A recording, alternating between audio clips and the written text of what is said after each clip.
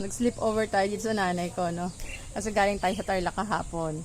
So, ngayon, nakita ko yung puno ng mulberry na binigay ko sa kanya. Itong punong mulberry na to, kaedad to ng sakit ko. Ibig sabihin, noong 2022, nung na-discover ko may sakit ako, in-order ko sa online yung sanga. Tinanim ko, then tumubo, then binigyan ko siya ng sanga. Ang dami talagang bunga. Ano, at saka naging puno talaga siya, as in kasing taas ng second floor na bahay. Makita ko sa bubong ng nanay ko. Hindi ko lang alam kung di ako lalaglag dito. Ah! Ayan na, nasa taas tayo. Kasi may bunga yung bayabas. Talaga yung bayabas ang kinuha ko eh. Mahilig ako sa bayabas. Hindi ko alam saan nakatutong-tong sa bubong. Ay! Ayan, ang daming bunga ng mulberry. Hanggang dun sa dulo, ang daming bunga. Parang ang sarap mamitas ng mapitas ng bunga ng mulberry dito sa bubong. Hindi pa ako nakakainom ng levo. Kaya hindi ko pa ito pwedeng kainin. Ang sarap nito. Hindi ako makababa. Ma, hindi ako makababa. Hindi naman siguro ako lalaglag dito. Ito maganda sa nanay ko eh. Napaka-relaxing. Kasi may mga puno. Ayan, may mga bunga yung bayabas. Ayan yung simbahan nila. Oh. Simbahan ng Iglesia ni Cristo.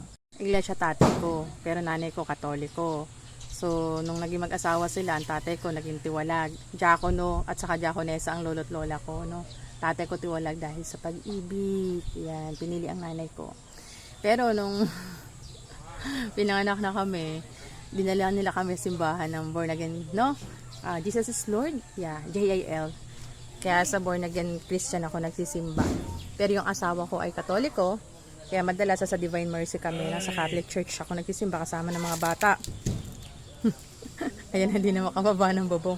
Wait lang, tumutunog yung bubang. Ito yung kapatid kong sumunod sa akin, si Debbie. Nang maliit kami, ito yung kalaro ko lagi sa kaaway ko. Nagpipiling maganda to kasi ang buhok nito dati hanggang paa. Ano yung video na naman yan? To, ang buhok niyan sumasahid sa lupa. Ganyan, no.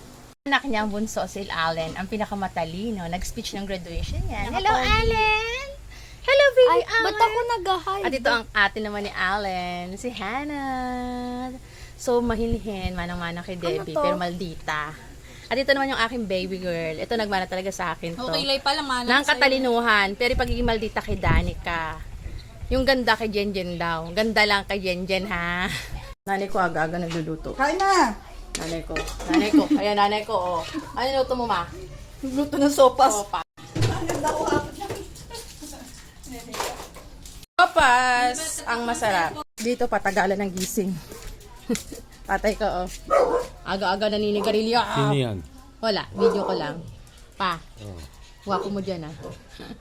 Tatay ko, nung bata-bata pa to, mahilig to mamalo para dapain ka sa upuan. O, di ba? Ang gamit mo. Ano yun? Tangkay ng bayabas. Ayan, pumitas ako ng bayabas sa taas, oh. Mahilig to mamalo. Paborito to paluin ang kuya. Danilo. Ako di ako napapalo kasi mabait ako. O, di ba pa? Totoo naman. Paborito ako nito. Di ba paborito mo ako nung maliit ako? Di ba? Kadyo ka ngayon. Oh, sabi niya ako daw ano yung sabi mo pinaka matalino? Oo. Pinaka madiskarte? Oo. Pinaka mabait? Pinaka malambing? Di ba? Paborito ako tatay ka. O, sabi mo, I love you. Love you. Kiss, kiss. Oh, di ba? Bye-bye.